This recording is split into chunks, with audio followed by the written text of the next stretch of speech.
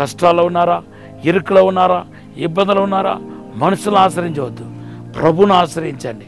ఆయన పాదాలు పట్టుకోండి, ప్రార్థన చేయండి. యేసుక్రీస్తు నామములో మీ అందరికీ శుభములు తెలియపరుస్తున్నాను. మీరందరూ బాగున్నారా?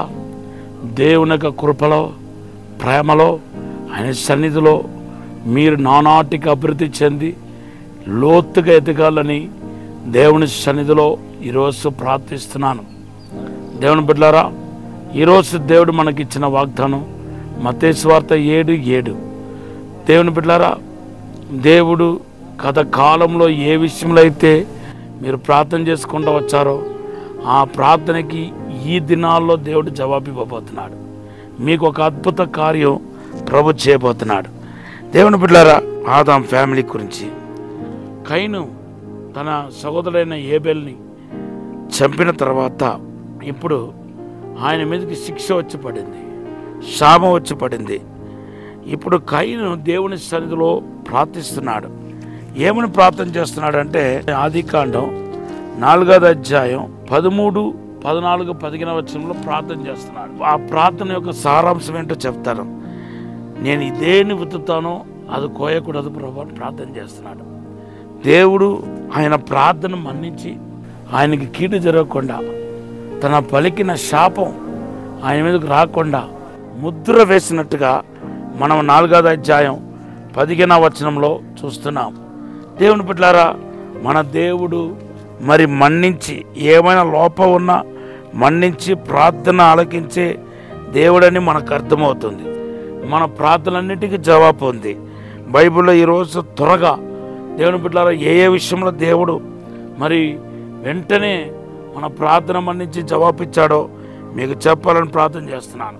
రోమాపత్రిక 10వ అధ్యాయం 13వ వచనంలో ఎవరైతే యెహోవాకు ప్రార్థన మొరపెడతాడో వారు రక్షించబడతాడని రాయబడి ఉంది.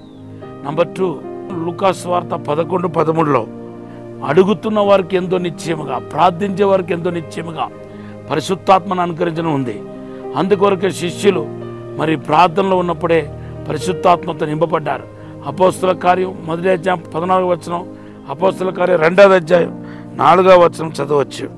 అలాగే దేవుని బిడ్డలారా, ఇర్మియా ప్రవక్త ద్వారా ఏమంటాడంటే, నువ్వు నాకు మొరపెట్టు అంటే ప్రార్థన చేయి, నీ గూఢమైన సంగతులు నేను నీకు తెలియపరుస్తాను అంటున్నాడు. అంటే రెవలేటరీ నాలెడ్జ్ విల్ కమ్. దేవుడు ఆత్మనేత్రాలు తెరిచి మనకు అసాధారణమైన కార్యం చేయగలుగుతాడు.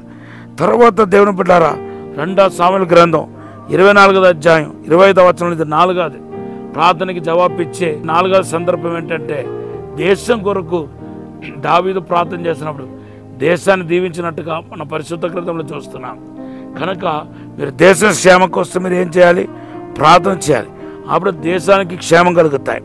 తర్వాత 5వదిగా మనం చూస్తే కీర్తన 91:15లో ఆపత్తు నుండి తప్పించబడతాం. ఎవడైతే ప్రార్థన చేస్తున్నాడో దేవుని బిడ్డల ఆ దినంలో వచ్చే ఆపత్తులు, కీడు, ప్రమాదం, శోధన అన్నిటి నుండి తప్పించబడతాం. తర్వాత 7వది మనం చూస్తే దేవుని బిడ్డల సొలొమోను మరి ప్రార్థన చేసినప్పుడు దేవుడు ఆయనకి జ్ఞానం ఇచ్చినట్టుగా మనం 1 రాజుల గ్రంథం 3:16లో చూస్తున్నాం. దేవుని బిడ్డలారా, ప్రార్థన ఏ ప్రార్థన చేసినా అది దేవుని చిత్తానుసారమని అయితే ఖచ్చితంగా దేవుని మన జవాబు పొందుకుంటాం. మన జీవితము ధన్యకరంగా మారుతాయి. ఈరోజు కష్టాల్లో ఉన్నారా, ఇరుకులో ఉన్నారా, ఇబ్బందులు ఉన్నారా, మనుషులను ఆశ్రయించవద్దు, ప్రభువును ఆశ్రయించండి. ఆయన పాదాలు పట్టుకోండి, ప్రార్థన చేయండి. ప్రార్థనకి మించిన శక్తి ఏమీ లేదు. మీరు మోకాల్లో ఉంటే మీ సమస్యలు తీరిపోతాయండి. ఈరోజు మీరు మోకాల్లో ఉంటే ప్రభు సన్నిధిలో ప్రార్థిస్తే ఇప్పుడే దేవుడు మీకు అద్భుతం చేసేస్తాడు. మీ పిల్లోడు విషయంలో, నీ కుటుంబ విషయంలో, నీ భర్త విషయంలో దేవునికి అసాధారణమైన కార్యం జరుగుతాయి. దేవుడు ఈ మాటను దీవించనగాక ఒక చిన్న ప్రార్థన చేస్తాను. పరిశుద్ధము నమ్మకమైన పరలోక తండ్రి, నీకు వందనాలు ప్రభా, స్తోత్రాలు తండ్రి. ఇప్పుడే మమ్మల్ని ఆశీర్వదించి దీవించి బలపరచండి ప్రభా. తండ్రి అయ్యా, నీ సన్నిధిలో ప్రార్థించే కృప దయచేయండి, అభిషేకం దయచేయమని యేసు నామములో అడిగి వేడుకుంటున్నాం తండ్రి. Amen. Have a blessed day.